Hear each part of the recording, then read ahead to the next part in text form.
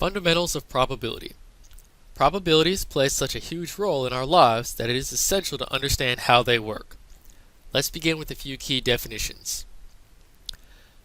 Outcomes are the most basic possible results of observations or experiments. An event consists of one or more outcomes that share a property of interest. The sample space is the set of all possible outcomes.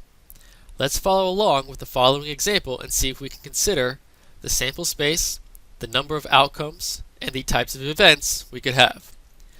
Consider families of 2 children. List all the possible outcomes for the birth order of boys and girls. If we are only interested in the total number of boys in the family, what are the possible events? The sample space lists all 4 possible outcomes. We could have 2 boys, a boy then a girl then a boy, and 2 girls. Because we are asked to consider only the total number of boys, the possible events with 2 children are going to be only 3 considerations.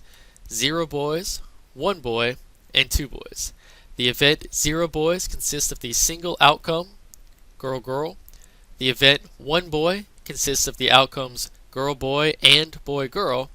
And the event 2 boys consists of the single outcome, 2 boys. Consider 3 coins. List all the possible outcomes of flipping those 3 coins. If we are only interested in the possibility of landing on heads, list all the possible events. Pause the video here and see if you can list the sample space, the outcomes, and the possible events of landing on heads before moving to the solution on the next slide. There are 8 different possible outcomes in the sample space. Because we are asked to consider only the total number of tails, there are 4 possible events when flipping 3 coins.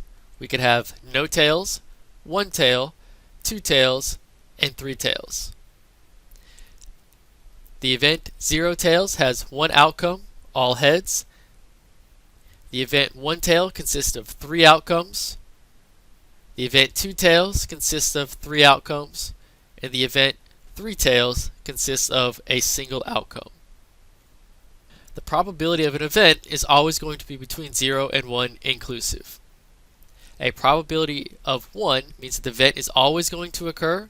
A probability of 0 means the event is impossible or never going to occur. Remember, probabilities are always going to be between 0 and 1.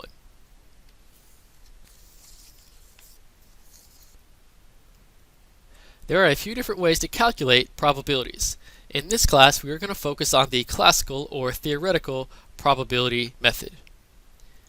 Classical or theoretical probability is used when each outcome is equally likely to occur and can be found in the following way: the number of ways the event can occur divided by the total number of outcomes.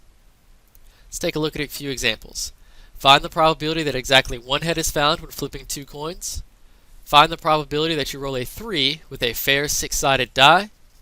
And find the probability that you roll an even number on a fair 6-sided die. Let's take a look at that first example. Find the probability that exactly 1 head is found when flipping 2 coins. If we consider the sample space, there are 4 different outcomes, 2 of which give us exactly 1 head. Therefore, the probability of 1 head, 2 outcomes over a total number of 4 outcomes, gives us a probability of 2 over 4, or simplified as 1/2. Find the probability that you roll a 3 with a fair 6-sided die. Again, considering the sample space, a 6-sided die is going to have sides numbered 1 through 6. Which one of those outcomes are we actually interested in? Again, rolling a 3, so there is 1 outcome that satisfies what we're looking for out of a total number of 6, so the probability we roll a 3 would be 1/6. Find the probability that you roll an even number on a fair 6-sided die. Again, let's consider the sample space. Which one of these outcomes satisfy the event of being an even number? We have 3 different possible outcomes. 2, 4, and 6 are all even numbers, so therefore the probability that we roll an even number is going to be 3 over 6, or simplified as 1/2. A second way to determine probabilities is to approximate the probability of an event by making many observations and counting the number of times the event occurs. This is referred to as the relative frequency or empirical method. Remember, the empirical probability is based on observations obtained from actual experiments. We are going to be interested in calculating the probability based upon the number of times the event occurred divided by the total number of observations. It turns out, because of the law of large numbers, as an experiment is repeated over and over, the empirical probability of an event approaches the theoretical or actual probability of that event. Because of this fact, we are only going to focus on calculating theoretical probabilities for this class. If the probability of an event is given, then the probability that the event does not occur can also be found. Let's take a look at an actual example. Find the probability that you do not select a king from a deck of 52 cards. Let's calculate this in the exact same way we have been before. So first, let's consider the sample space. These are all the different possible outcomes. How many of these outcomes are not kings? Well, that would be that entire list. So we can see that the probability of not selecting a king, there are 48 that are not kings out of a total of 52. Simplify or reduce this, we see that the probability of not selecting a king is 12 out of 13. That's not so bad, but we'll see as the sample space gets larger and larger, it may be more and more difficult to count these types of outcomes. So let's consider our second option. To find the probability that you do not select a king, it might be easier to look at that sample space and actually count how many kings there turn out to be. In this case, there are 4 kings, so what do we know? We know that the probability of selecting a king is 4 out of 52. The probability that we do not select a king must then be everything else, or 1 minus the probability that we actually selected a king. So 1 minus 4 over 52 simplifies to 1 over 13. 1 minus 13 is 12 over 13. So the probability of not selecting a king is 12 over 13, the exact same solution that we got from the previous method.